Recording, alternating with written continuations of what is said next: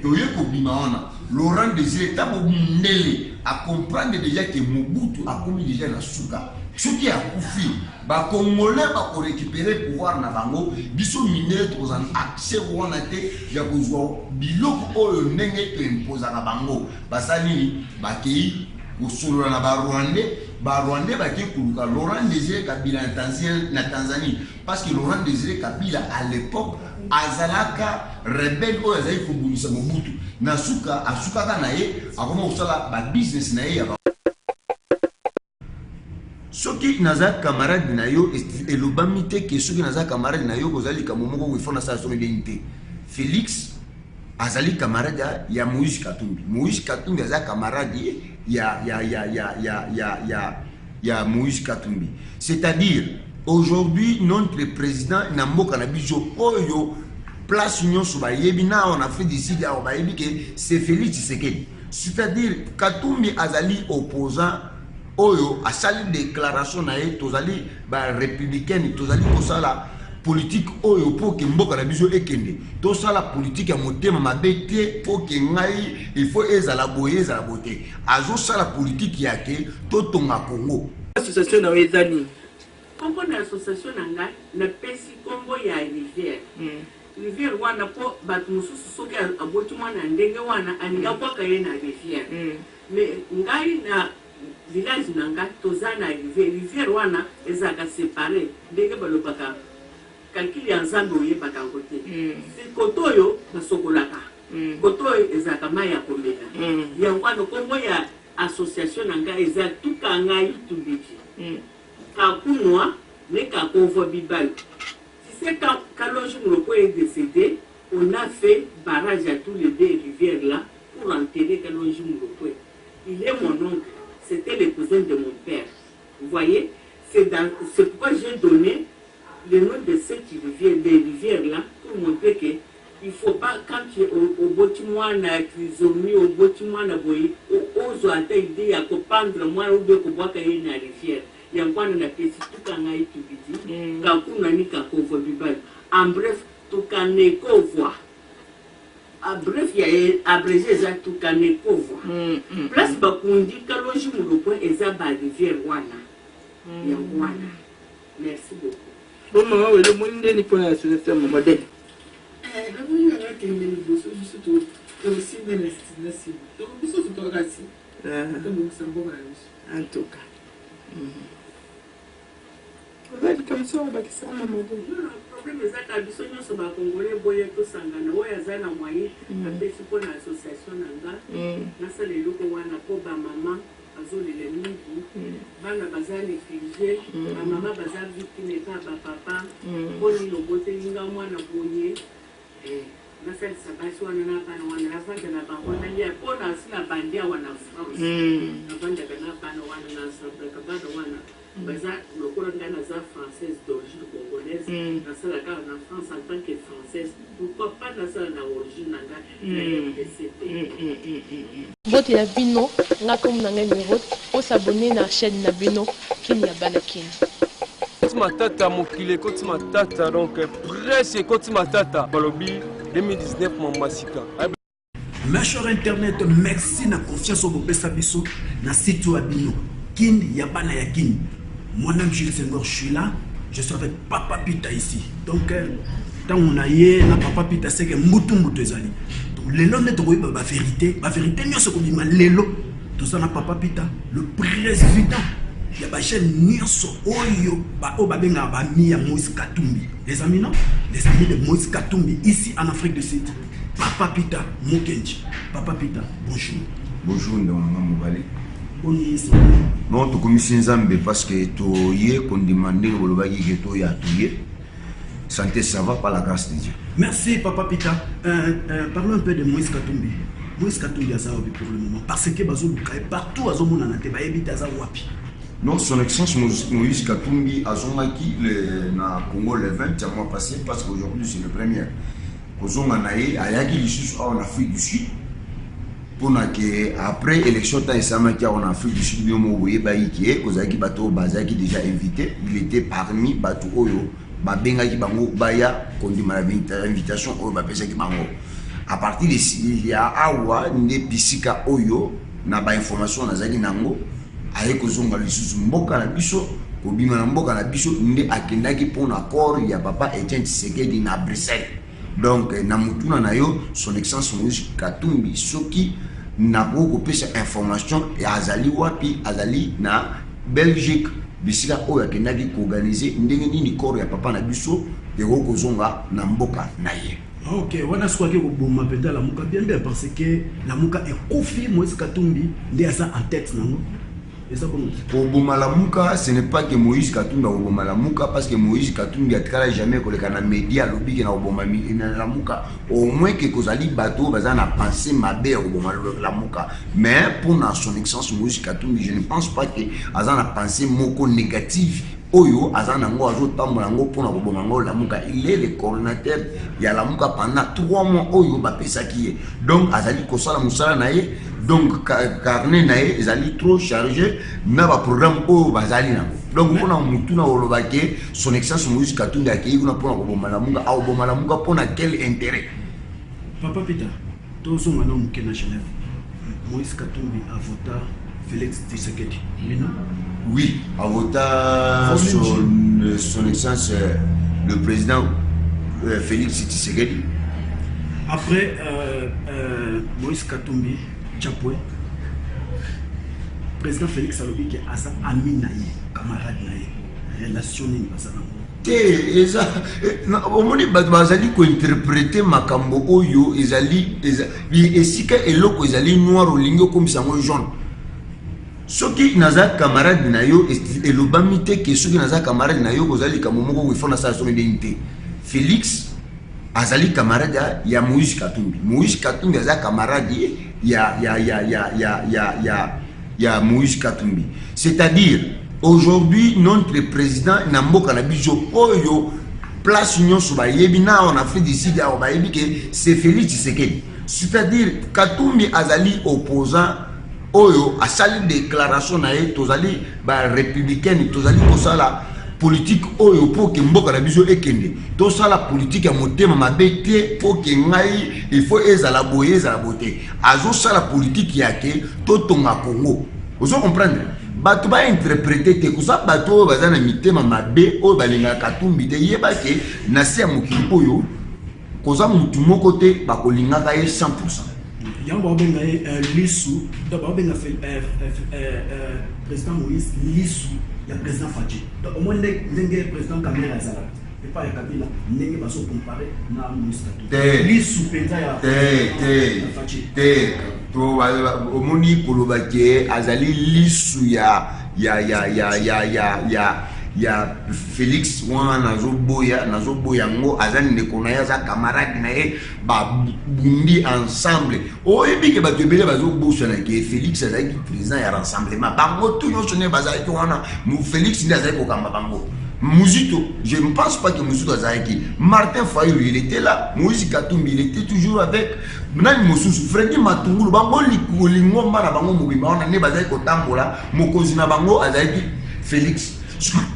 Oyo lelo oyo azali mokonzi na bango akomi président siko ba congolais nyonso.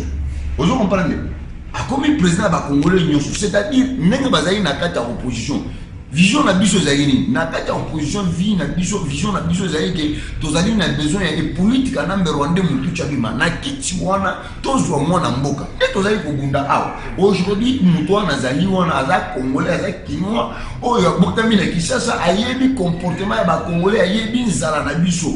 Donc soki bazali ko jabuji Katumbi azali lisu ya Félix ngana zolo ba ke batu wana baza batu mabe ba o bazolo babongo Katumbi atikala kozala lisu ya mutu te Katumbi azo sala politique pour l'intérêt général ya peuple congolais. Il y a idéologie ya président Fachi et ça que to sangana biso nyonso to sangana pour l'intérêt ya mboka. Raison pour laquelle le monde va toujours ensemble. S'il y a un problème et tout ça, le monde va toujours ensemble. Là, Moïse, par rapport à l'idée. Vous allez ensemble depuis l'élection ici à la main. Je pense que vous avez awa. Le papa Pita, mais comment avion le président Fachi a obtenu la cérémonie il y a président sud-africain, ils ont qui a jet le président Moïse Katumbi comment te na otuna honorable Francis Kalombo et puis c'est la vérité parce que na solana honorable Francis Kalombo la yindi ya et puis c'est la vérité avion wana eza ya son excellence Moïse Katumbi ou bien ça n'est pas possible de réponse ba mususu bon ba question na ouais possible de réponse tant que ça une émission pour le mususu. OK, tout ça un peu pour notre président Zana Banzele Bela Kokende. Deuxième question c'est que pourquoi aujourd'hui Bazobenga papa Kisekedi héros donc ba titre épelé par rapport à Yani. Tandis que dans le temps où ils ont régné, ils ont belé, ils ont pouvoir solution pour ça qui est mais le lot va couper et bien ils ont risque que ça bon comme merci beaucoup na mutuna na yo na épité pour muto comme héros il faut comme babo maïna en tant que président de la République ou bien héros abunda kazaka mutu oyo azali kubunda pour intérêt ya mogoboye surtout zongi na États-Unis d'Amérique vous allez noir oyo king na bosoni komonaye ba komisa ye ba kuchai ni sika moko boye pona nini pona azaki na makambo moko boye asalaka surtout zongi na mboka na biso ezaki mboka oyo to bundaki pendant 32 ans oyebi 32 ans wana ezali 32 ans ya dictature ya makati ya monsieur président Joseph Marshall Mobutu 32 ans penza punition pour ça Nathan wana papa Etienne Tshisekedi wa Mulumba il était na kati ya impère basala impère na vision moko boye ke batonga Congo mais ba yo comprendre que vient na biso Marshall aye ko komisa impère parti état oyo komaki eloko na ye donc na mboka na biso to ozala na ba parti mosusu entre temps Tshisekedi notre héros national oyo ba komisi le héros national ayebisi Mobutu que malgré tout ça il faut qu'on a déjà atteint 3 partis politiques à l'époque oyo ke et o kosala bien Mobutu andimaki mais na mikolo ndenge epusani Mobutu aye kobuka biloko nyonso wana à partir de cela nde omonaki ke Mobutu aye kotombe ke Tshisekedi baye kosala nani union sacrée oyo babimaka 13 parlementaires na 13 parlementaires wana basangani wana na 1980 basangani babandi kobunda ndenge nini mboka na biso démocratie na droit de l'homme ekokota mais Mobutu na mayele na ye toye kokoma na 1980 nde place baye kosala UDPS pata basali UDPS Tshisekedi à l'époque azali koyokama mingi lokola ndenge to azoyokama lelo te tozali na professeur il y a osoka leki ya alobi au sentir sagesse na intelligence tozuki basamadi mbazaka wana tozuki tunga kumwanza tozali bazaki ebele na bango wana mais à l'époque capacité ya Tshisekedi azali penza kobima te jusque Mobutu azui bango nyonso ba trahir komba oyo bazaki nango pendant bango nyonso 13 wana Mobutu somba nde kasi amona batiraelaka komba ta Mobutu apesi bango balare c'est comme ça Mobutu aboma bango bamosusu bakufa maladi bamosusu ti ne Tshisekedi aye kotika ye moko Tshisekedi atikali ye moko Mobutu déjà akomi déjà na banonantu wana Mobutu alela na parler du peuple kuna parce que Mobutu a tchakaye contre mire il faut pas parti politique et ça révélé mais à l'époque surtout zongi muke on comprend que tozaki na UDPS tozaki na palu oyo ezalaka lisusu te parce que wana mutakisenga akimaka déjà azaki na kuna na balesi donc UDPS etikala ezobundisa impère sur le terrain bazobunda ye kokomaki tokomi na 90 ne place Mobutu aleli na kata parlement alobi soki ezali bongo na nimi ba parti politique eyebele aujourd'hui tokomi na 400 quelques partis politiques na mboka na biso ezali place ya vie wana toye kobima wana Laurent Désiré tabo mundele a comprendre déjà que Mobutu akomi déjà na suka soki akufi ba congolais ba ko récupérer pouvoir na bango biso minere to zan accès wana te ya kozwa biloko oyo ndenge to imposer na bango basali ba kei kosolo na ba Rwandais ba ki kuluka Laurent Désiré Kabila na Tanzanie parce que Laurent Désiré Kabila à l'époque azalaka rebelle oyo azali kobundisa Mobutu na suka asukaka na ye akoma kosala ba business na ye ya ba or bazali koteka nde place akenda kokuta na misu mavondo oyo ya ba Rwandais akoma kofanda na bango bisika bazali kuna tant bakomi koya Tshisekedi d'ailleurs comprendre que non Laurent Désiré Kabila azali mwana na biso asali déclaration na kati ya Kinshasa ke azali mwana Congo botika ye akota ta akoti Tshisekedi akenda kokuta na ye asololi na ye facture combien boyokanaki na bandeko ya Rwanda boyo bosala nini bofuta bango bazonga na mboka na bango. Laurent Désiré Kabila a une déclaration au Baki, Naza Bafandete, Nazandi na Congolais. Taïe Komona qui m'a payé pour c'était comme ça que Barwandi Moussous Bakoufa en 1998 na Kisasa. Mon petit secret de Bandi Bungisa, Laurent Désiré Kabila. Tant Laurent Désiré Kabila a comprendre que Nazali na Katia Singa, Nazali na Katia Liwa. Tant Bandi Bengana Bango, déjà va changer les faces. Babomi, Laurent Désiré Kabila n'a complicité quand il y a Congolais. Va récupérer Rwandais Moutouchi. Mais papa Tshisekedi a toujours opposant radical, il n'a pas d'intérêt général du peuple congolais. Oui, a confié opposition parce que quand à Tokoma en 2011, à Tamboula qui est pas la Mindele, pour que tu as dit besoin de démocratie contre la Mboka na biso, tu es bandé la peuple congolais n'a pas pour souffrir. Mundele a aussi tout ça les élections, oui bindenge élection de Salamaka, n'andenge Tshisekedi d'ailleurs pour Tikalawana, tout bandi ko kanisa de tout ça. Bango parce que bango nyoso, bazali bana, ba reconnaître traité. Basi va reconnaître déjà que Félix, c'est lui qui est le président de la République. Les alliés qui tout le monde ici, vous avez pour tout le monde rwandais. Problème n'a pas les alliés rwandais, les alliés qui follow. Vous comprendre, la tête à pays. Maintenant, tout ça, tout Bakissa, tout les alliés n'a moyen pour Bakissa. Un plus, tout Bakissa, tout Yébissa, président Félix. Au moment où il faut ça la bouée, au salaboué. Et le Kokoyo, et vous avez dit que yango son excellence Moïse Katumbi dans makanisi oyo ye monaki akobenga bandeko na yona na dictature te mais ndenge ya bondeko ya ke Congo eza mabele na biso ba congolais nde baza ba victime parce que parmi bango nyoso na koza mutu moko ala la nzala mais ba congolais nde bazo souffrir soko osala ki rébellion wana bana na ba okufa te eza ba tu mususu ne ba okufa ole ke to créer ba biteni ya ba rébellion tout ça ni tout ça en tant que Moka na biso RDC. Merci Papa Peter, nous sommes presque à la fin. En tout cas, vous s'abonner massivement. Nakin yaba nakin quoi. Pour n'engager que c'est quoi. Natiki bino.